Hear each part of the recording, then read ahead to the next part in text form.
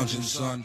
All right, welcome back to the Comic Lounge. My name's Ryan, and with me today I have Gary Carlson with me, huge in the indie scene, done a bunch of cool stuff, worked with Erik Larsen, done some Turtles work. Very excited to be able to chat comics with you, dude. So welcome to the show. Thank you very much.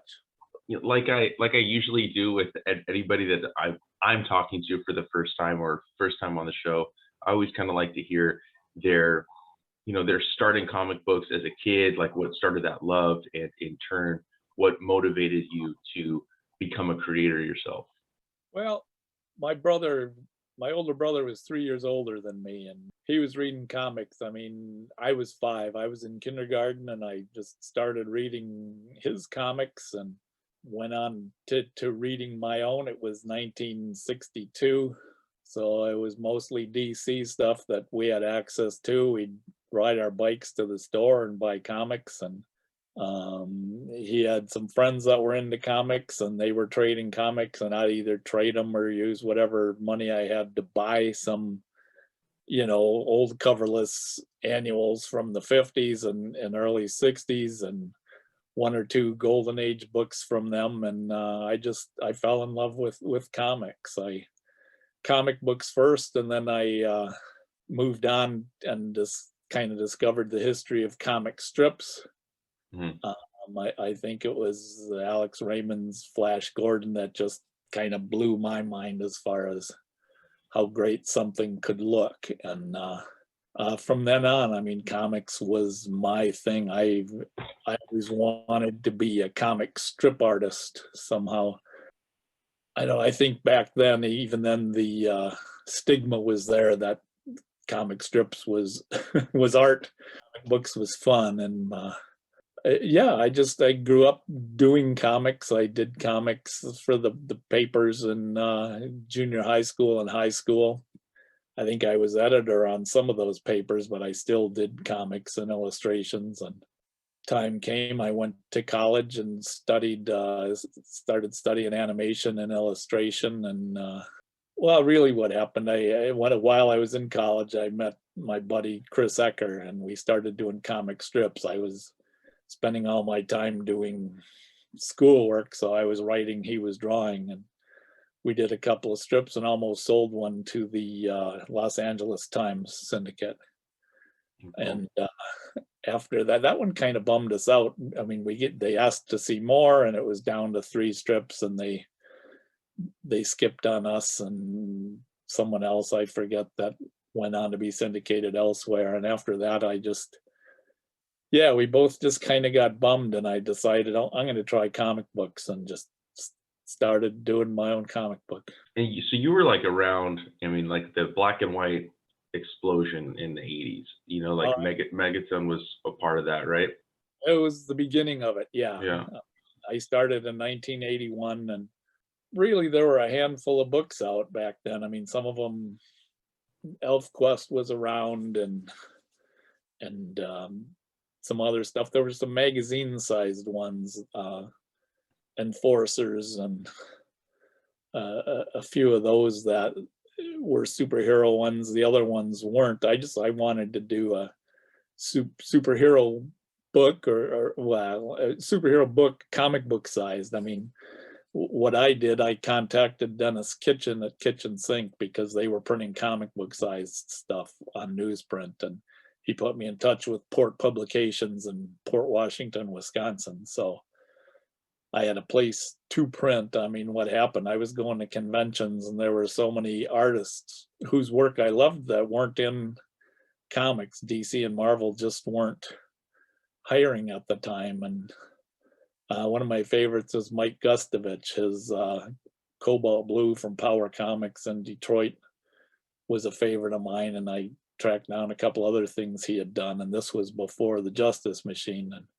I asked if he'd be interested in drawing a story for me, and he said yes. And just like that, I was in the comic book business. I had to come up with character and story and decide what else went into the book. So he started looking for other artists. I decided stupidly that rather than just doing a book, I figured, well, all these artists were around, I'm going to start a comic book company. I basically with Megaton was my first publication. Hmm. I came up with about 6 to 8 characters, and I thought, okay, if this goes well, then I'll split them all off into their own book. They were all kind of different characters. I mean, Megaton was a superhero. Ultra Girl was a superhero too, but a little bit different. Berserker was kind of a somewhere between Conan and the Terminator movies. There was a character, Kevin Prentice. Story was Wizards of War, and that was really almost a Harry Potter kind of thing, although not aimed at the kid market, you know. Hmm. And one or two other ones, and I just thought, okay, this Frank Fosco's Etherian was superhero but science fiction. They were all had a different look, a different feel, and whatever. And that was my thinking, is that okay, you get it out there and split it off into these different books, and I've got a company. And it would have been much smarter to do one book, one hero, 20 pages and put it out. But the first issue was 64 pages, second issue was 64 pages, and it was at that time DC and Marvel did start hiring, so guys would do a story and then go into Marvel and DC and make real money. I was just paying out of my pocket. I was basically paying $20 a page for pencils, 20 for inks, and 5 or 10 for letters, and I was able to do it. I mean, and these were guys that were trying to get work, trying to get samples, and so it worked for them. But yeah, when Marvel and DC were calling, they were paying, I don't know if it was how much more it was, but it was more, you know. So Right, right. plus it was prestige, move on to the big companies. So right after the first one, I was already looking for one or two different artists. Butch Geist was gone. I mean, he had been working on a book called Crusaders, which became Southern Knights, and then he was off to Marvel, and it was that sort of a thing. So Erik Larsen was there right almost from the start. I had copies of his graphic fantasy books, and I thought, this guy writes, this guy draws, he inks, he knows what he's doing. I Hmm. thought, this guy's going to be gone, and I didn't even approach him. Someone else was drawing a story and flopped on it and said, and called me or wrote me and said, I gave up, but I sent the stuff off to Erik Larsen, and I was like, oh well, that's cool, but I just thought, this is a guy that's already going to be gone, but he wasn't. He was interested, and I said, well, that's a 5-page thing. We need to come up with something more appropriate for you and your style and stuff. So I came up with a concept for Vanguard and sent it off to him, and he took off running with it. So Hmm.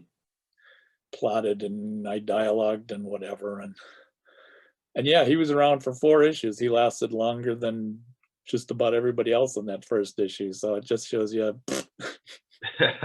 yeah, what I knew. So if I had just done a book with him, maybe we'd still be doing the book. Maybe it'd still be Savage Dragon. Who knows? So Yeah, I mean, I think it's cool to hear about that history with it, because I knew that you guys had that working relationship, during the Image days.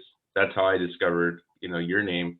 And then yep, from the Turtles, because I'm a huge Turtles fan. But to go back and know that Dragon and his original iteration was in Megaton, I saw that, I forgot where I saw it, but that you had still some of the original issues on sale on your site. So I was able to get number 3. I couldn't get number 2 because you already sold out of that one. But I'm yeah. a huge Erik Larsen.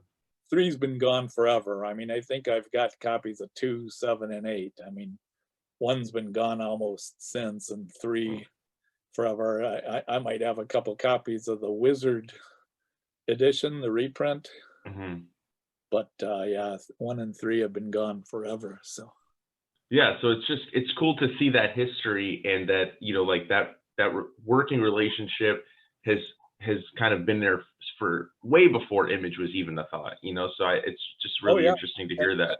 before, yeah. Well, and back in the Megaton days, just about everybody I worked with, I mean, it was close friendship. I mean, it took 2 years to put that first issue together, but so many of those people I still consider them friends. I mean, and yeah, I mean, we've always had a great working relationship, Eric and I. He came out to the Chicago Con one year and stayed with us for the couple of days, and it was fun. Yeah, it was very good. I mean, I think I was eh, always in awe of him. I tried not to bother him so much. A lot of those guys I talked to a lot, or they called me a lot, and we talked on the phone, or if they were close by, I'd go to their house. I mean, there was equal part friendship and working relationship. So Hmm.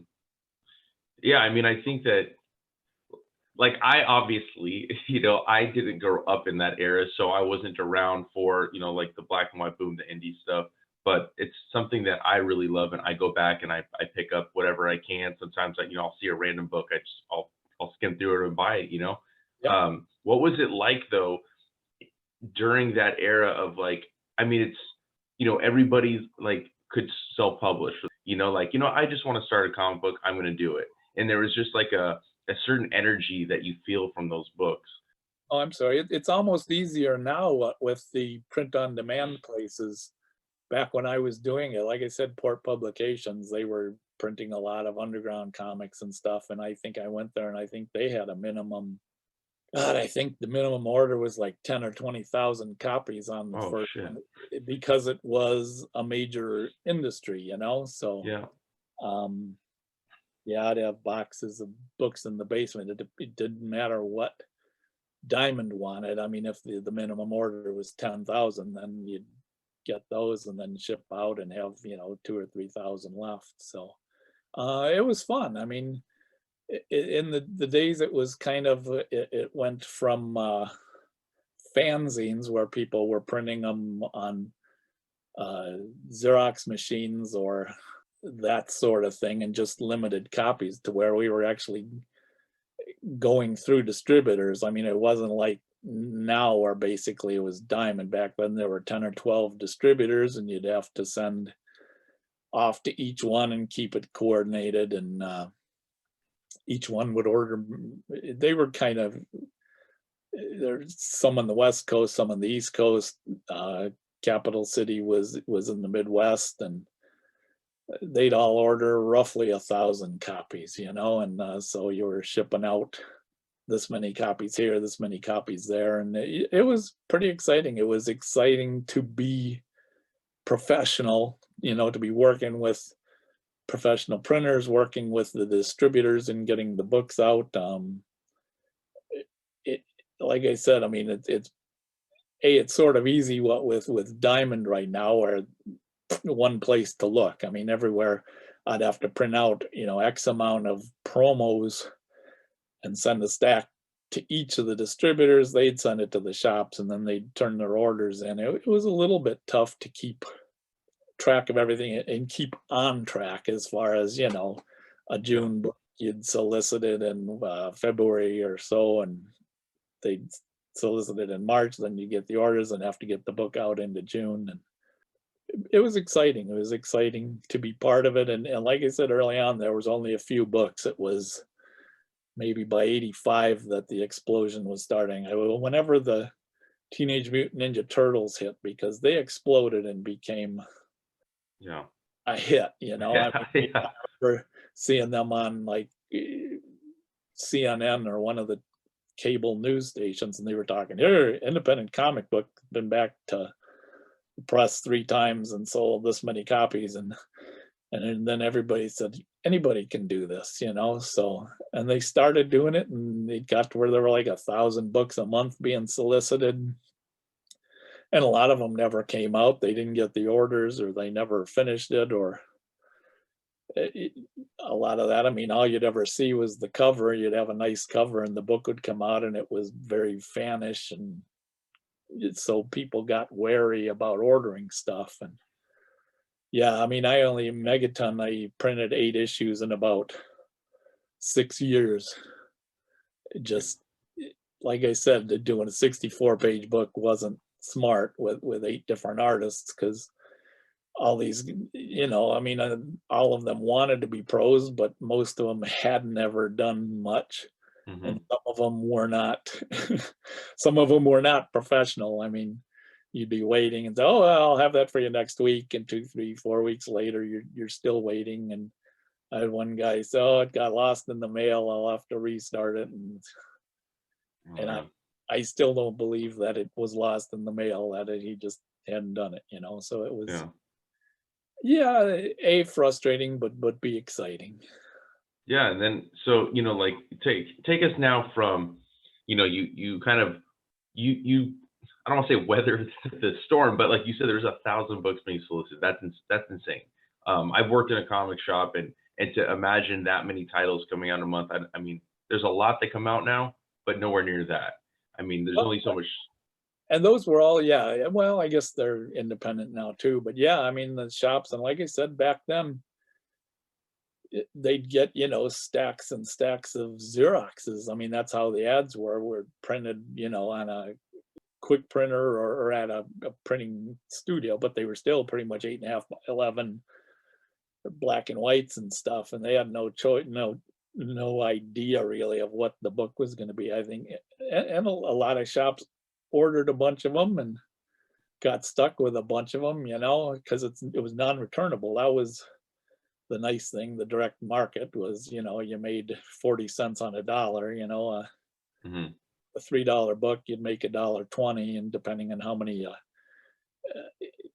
you had orders for, But it was the same thing. The shops bought them and was non-returnable. If they bought 1,000 books a month and they weren't selling, then that was how a lot of those shops went down in the later '80s. But yeah, I mean, it took me 2 years to get to Megaton #2, and it was probably another year for each issue. At the very end, I was kind of finally knew what I was doing, finally had guys that were cranking stuff out, but I was watching sales go down. I had not established it. It hadn't established the way the Turtles became a famous book and Mhm. other ones became famous books. I had no money. I was running periodic ads in the Comics Buyer's Guide and stuff, but it was not wasn't a lot of money behind it to push it to let people know what we were doing.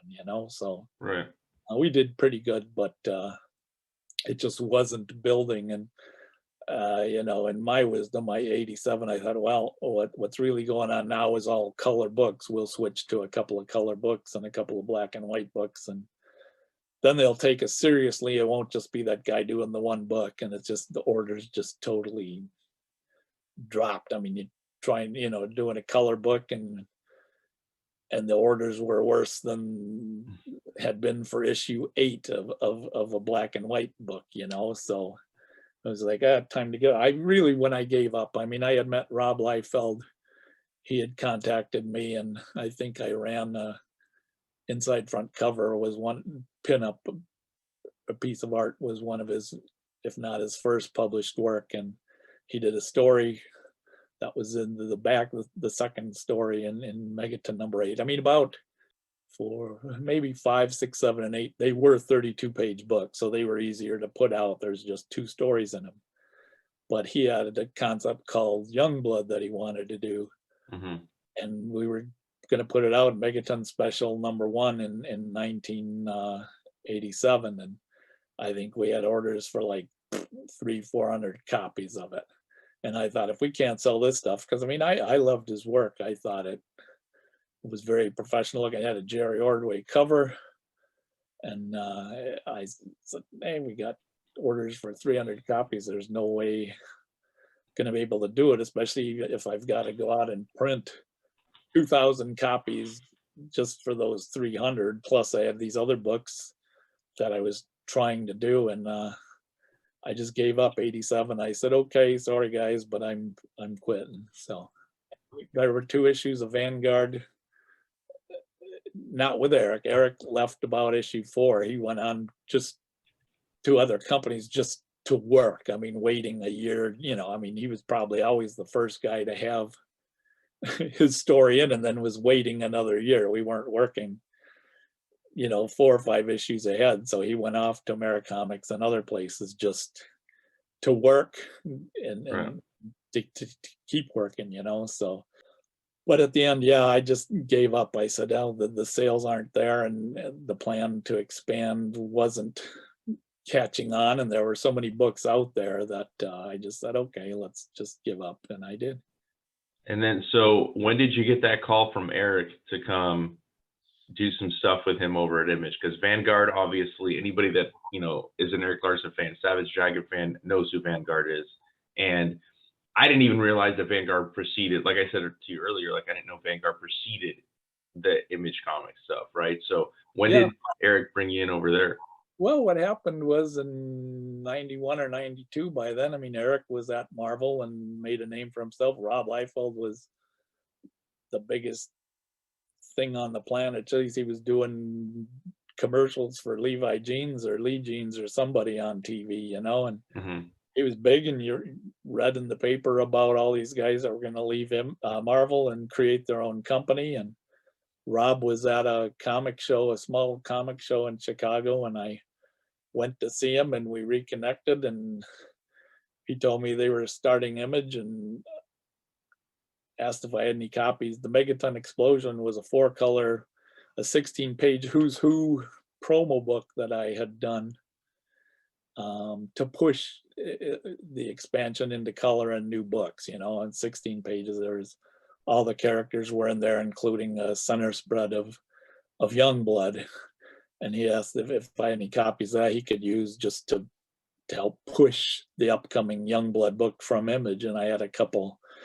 I think I sent him maybe 200 or something. The plan, was for him to have those and send them to the distributors and sign some for me so I could turn around and sell them and that. And Image came and was a big deal. And that was pretty much when uh, I was almost famous again. I mean, companies were contacting me. I mean, Rob called me the grandfather of Image Comics because, I mean, Youngblood was at Megaton and Dragon was at Megaton, and that was 2 of the 7 initial books. Hmm. So um, uh, Caliber Press in Detroit contacted me and asked, "Did you have anything you wanted?" Well, actually, first before that, it was Don Chin's Entity, and we put out the Megaton Christmas Special, which was one of the books that had been canceled in '87, and that went out. And then Caliber contacted me and asked if I'd like to do an ongoing book, and I had 2 issues of Vanguard that I had pretty much ready to go. They weren't drawn by Erik,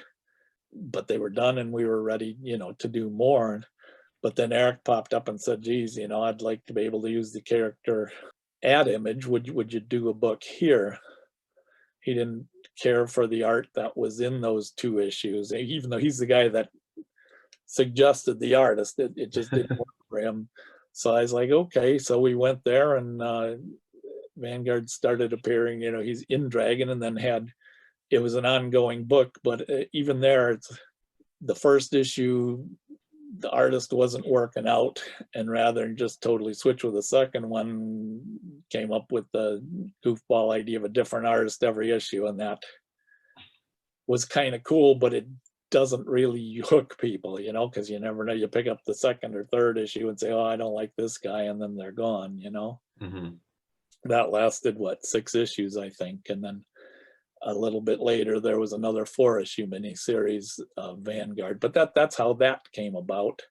And back at Caliber, we decided, okay, not going to do the Vanguard book there, so we did a book called Berserker, which was one of the characters at Megaton, the same people that would have been doing the Vanguard book, and we did maybe 6 issues there. So, and in the back of that, we started doing what turned into Big Bang Comics with retro characters and that. So, and that ended up moving over to Image also. Erik was a fan of that, and it was fun because we were able to use some of his characters. The idea at Image was to be able to use all the Image characters. There was going to be a 40s version of Spawn and some of the other stuff, and eventually they all kind of split up, and it didn't work that way, but still they had a lot of fun. Yeah, I mean, I think that, like I said, like going back, reading the 80s black and white stuff, the early Image stuff, just the excitement and the energy that comes from those comics is unmatched. I think it's not the same. I guess nowadays like it was then. Like I guess maybe it's more of the stories behind everything too, just like that energy of that time. But during your time with Image too, you like I said, you did the Ninja Turtles book over there. It switched from Mirage and it was coming out at Image, and you teamed up with Frank Fosco, I believe, right? You mentioned him earlier. Yep, pretty much how it worked. I mean, I think Erik had done in the 3-issue miniseries. One of the issues was a team up between Dragon and the Teenage Mutant Ninja Turtles, and they liked what he did and asked if he'd consider. I guess Mirage was going to stop publishing, Hmm. and they asked if he'd want to, continue doing the book over there. They must have been liked what I mean. I love Erik's stuff. I'm still, he's the only book I have bought regularly for all this time. And they asked if he'd do it. He said he didn't have time to actually do the book, but he asked Frank and I, both of us from the Megaton days, if we wanted to do it. And yeah, we did 24 issues there over a couple of years. So Yo, so what was it like working on that title? Something that wasn't your creation, was something that you were working. Not, I don't want to say a licensed product, but that basically was working on somebody else's book. fun. It was a lot of fun. They gave us a lot of freedom. I would send ideas over through Peter Laird, and he would offer suggestions, and we'd pretty much go from there. It was, like I said, a lot of freedom. I mean, they don't do this. I mean, the main rule was no female turtles. Hmm. Um, as near as I can recall, that was the main one. He suggested in the first issue that maybe we kill off Splinter, and I didn't want to do that. I just thought that seemed a little mean. I mean, I think what was good, I mean, I don't know for sure, but I always figured what was going on was the TV series was so popular, and the TV version of the Turtles kind of left the Mirage stuff a little behind, you know what I mean? I think they wanted to see the book get back to the nitty gritty, to a, you know, not independent, but I mean, away from the TV cartoon version, you know? Yeah. So that was what we were doing. I mean, it was going to be in color, but I think when the orders first came in, it just wasn't. The orders, even at Image, weren't there. So we became a black and white book, and we just kind of aimed for gritty. I pretty much aimed to do stories that reminded me of the classic Eastman and Laird stuff, The City at War, and some of those. And like I said, we did it, and and it wasn't real popular. I mean, we'd go to comic shops. People at comic shops would ask us to come, and there'd be all little kids, and I'd say, "This is Yeah. this is not the cartoon version. It's a little violent." We'd go to comic shows, and people would come up and say, "Oh, I'm a fan of the TV show," and blah blah blah. And I mean, there were still a lot of fans out there, and it was a lot of fun. But I mean, yeah, the whole thing with, doing the Image version of it, it's violent, it's this and that, and so it somehow we just didn't quite catch on, or expand the market is what we were unable to do. I really enjoyed what we were doing. So when it became a black and white book, I mean, the plan, without the different colored masks, the orange, blue, and red, and you couldn't necessarily tell which turtle was which, as short if they weren't holding their weapons, and that's Hmm. what Erik asked us to do, something so you could tell by looking at them which turtle was which. And that's, I think, our first issue. I mean, Raph got part of his face blasted off, and he started wearing one of Casey's hockey masks, and but even without the mask, you could tell it was this guy. And I mean, eventually Leo ended up losing a hand and had a mechanical hand, and Donatello pretty much fell out of a helicopter and broke his shell and stuff, but he ended up merging with a alien metal being like, so he became a cyborg. I mean, again, it was a little bit of a joke, Donatello does machines. So I mean, you could tell who was who by looking at him at that point, but a lot of the negative feedback was, oh, they're just doing violent comics for violence sake, and that wasn't necessarily why that stuff had been done. So Right. I mean, eventually though, which I think is pretty cool. I mean, I'd love to hear like, I mean, you said the sales weren't there. So is that why it was abruptly like canceled? Because I know yeah, you saw. the sales were going down. Like I said, when we first started, I don't even recall where the sales were, but I mean, you got to remember, I mean, Image started when they started, they were selling 1 million copies a piece, Yeah. And then, of course, I mean, sales aren't going to stay there. I mean, the first issues are one thing. I mean, even my Vanguard book, I think the first issues were around maybe 100,000 copies or something like that. But then by the second one, sales were dropping. I mean, that's why Vanguard was canceled after 6 issues, because it was selling under 100,000 copies. So one of the lower selling books in those early days. So it was canceled for selling 100,000, and 2 or 3 years later, books were under 20,000 and even under 10,000. So yeah, I mean, yeah, we started doing the Turtles, and yeah, I mean, by issue 15 or 16, I think we were expecting it to be canceled anytime because sales were dropping, but we kept working, and I think it freaked Frank out a little bit. I mean, he kind of slowed down. I mean, instead of being on a bi-monthly, I mean, maybe we'd hit every 3 months or something. Because, like I said, I think we just both figured, oh, the end is going to come. But we lasted another 7 or 8 issues, and then finally they said, well, tie it up. We're going to have to give up. And I think at that point, maybe Mirage was ready to start publishing again anyway. So that Right. I don't really recall, but I think we stopped. I mean, sales were just not great. What was it like revisiting it with IDW after all those years in between and putting it in color finally? Yeah, it was great to see it in color. I mean, color makes such a difference. It was real fun to go back and be able to do those tie-up issues. It had ended it just a little bit abruptly. We wouldn't have done.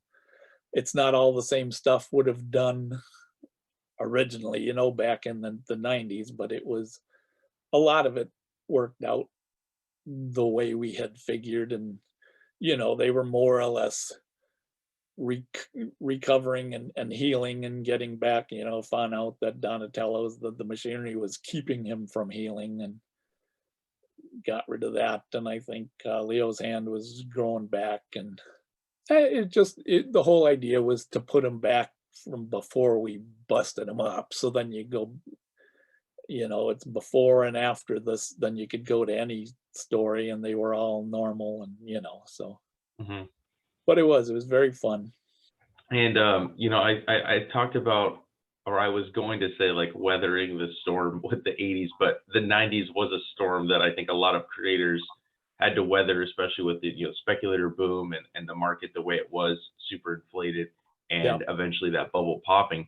How did you kind of how did you like weather that storm? Because your Big Bang Comics, like you said, started back then, but now it's still continuing on, but you're doing the self-publishing.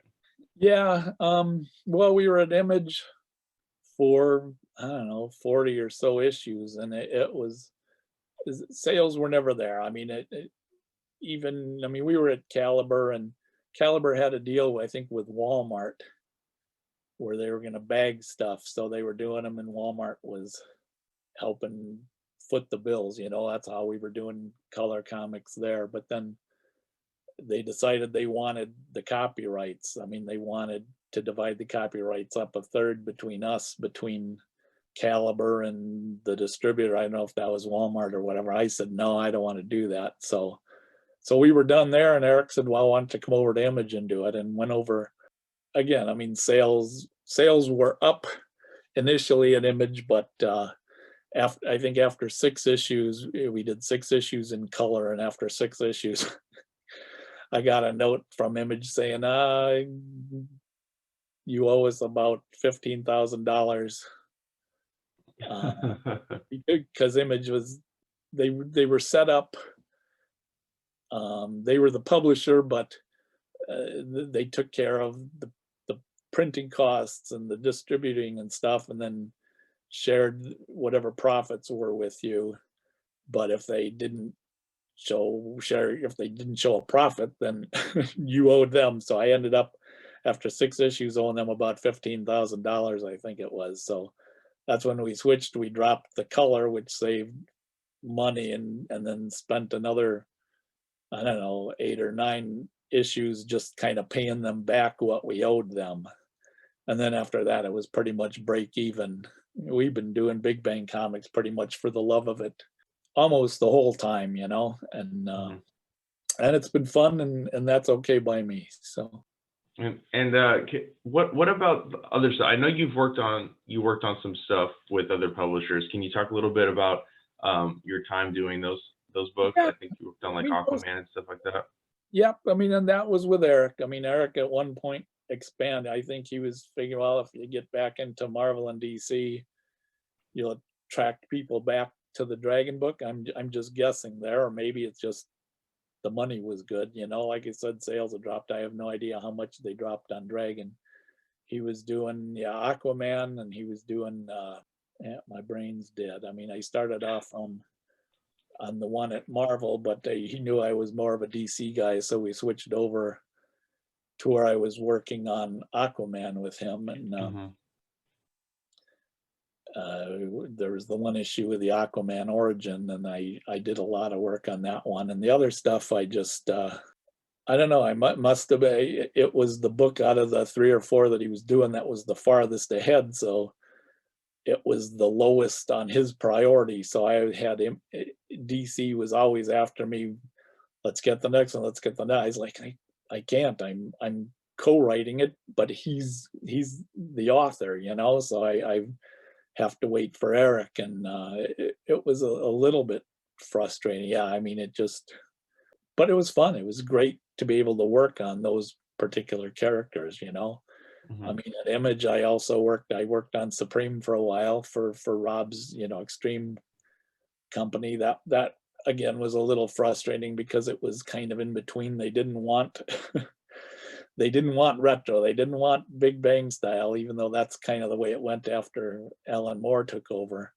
And at the same time, they weren't sure if the character was the actual Supreme or if Supreme had died or whatever. So I had to kind of play around. There's only X amount of stuff I could do, but it was very fun. It was nice to work for a paycheck. I mean, I spent the second half of the '90s just doing comics. I mean, doing the Turtles, doing Supreme. I don't know if I did any Freak Force, but I dialogued some of the Mars Attacks Image and 1 or 2 other things. So it was a great time. Yeah, I mean, it was great working with all those Image people. Were fun to work with. Like I said, you get off to Marvel and DC, and you're working with editors or editors assistants that would rather be would rather have been writing it themselves, and they're like, make the story like this, why don't you do it this way, not so much to improve the story, but to get their ideas in there and that. So Hmm. it became a job. I mean, that sort of a thing became a job, and it wasn't the fun it had been doing my own stuff. That's one reason I kind of backed off and just kept doing the Big Bang stuff, even though it was for fun. I mean, during the '80s when I was doing Megaton, I was working a regular job, working 40, 50 hours a week on the regular job and doing that in my spare time. And it was real nice to freelance in the '90s, but come 2000, yeah, it was back to a real job and doing it kind of part-time. So we tried 6 issues of self-publishing, Big Bang Presents, but at that point, I mean, Diamond, a book had to produce uh, X amount of dollars, I think, so I don't know. Anyway, sales just weren't there, and we were breaking even, but very close to even, to where we were on Diamond's radar, so we just kind of gave that up.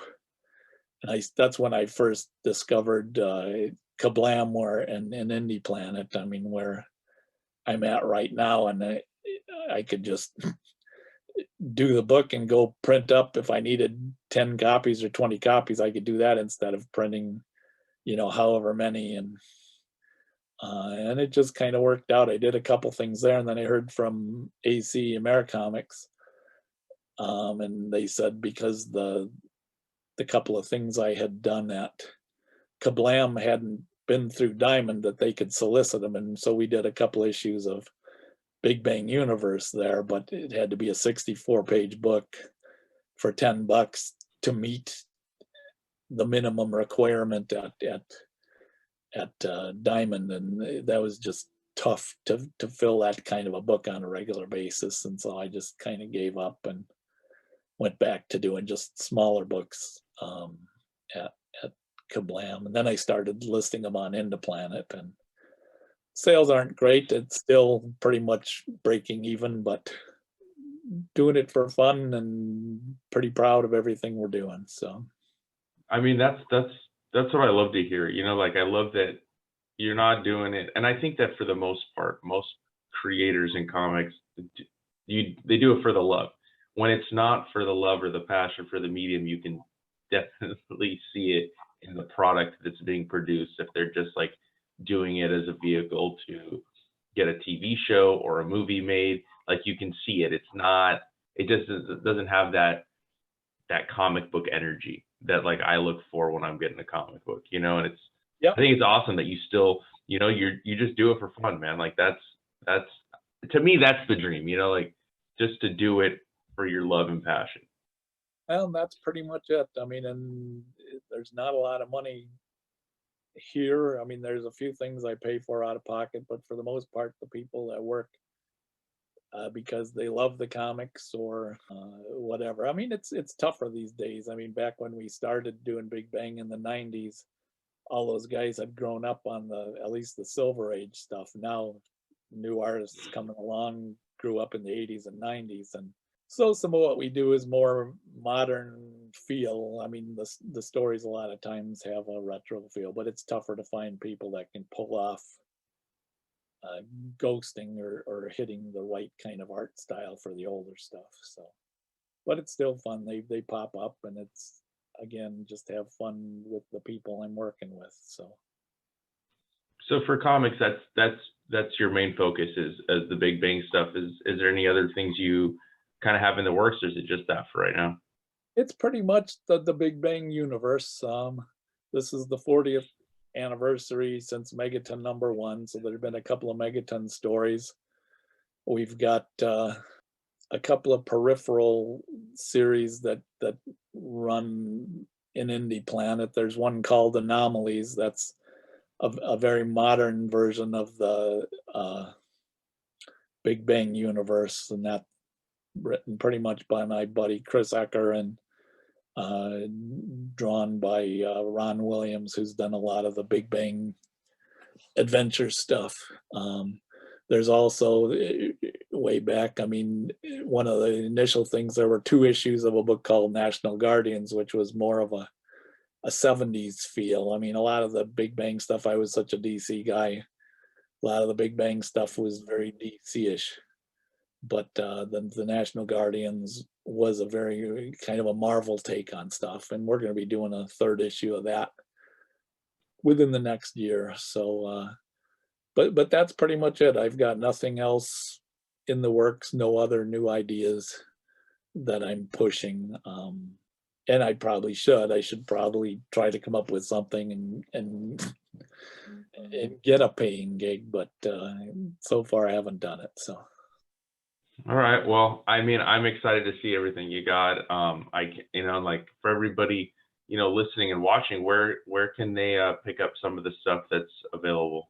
Well, the newest stuff, indieplanet.com, INDYPLANET.com.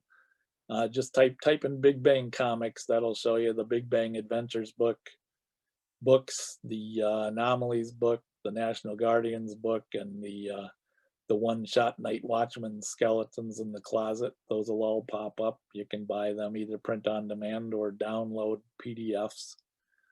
If you check the bigbangcomics.com website, there are some back issues available on that.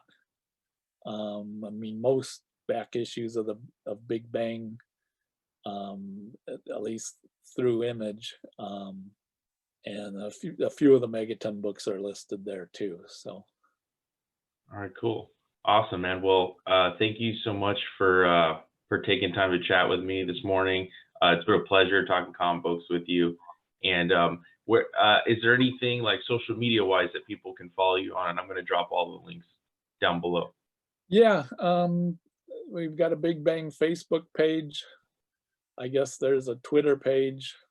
I don't really, I mean, like I said, there's a bigbangcomics.com. I mean, the website, there's a megatoncomics.com website that people that are interested in Megaton, they can go there and take a look and see what the issues were like. There's a thing with some of the promo stuff that we used to send out to the distributors. I think you can, if it's still there, you can download a PDF for the Megaton Explosion, which has been, like I said, out of print since, well, 92 anyway. So when the last of them went out to promote Youngblood #1. So, all right, cool. All righty. Awesome, man. Well, thank you again, and it's been a pleasure. And I look forward to maybe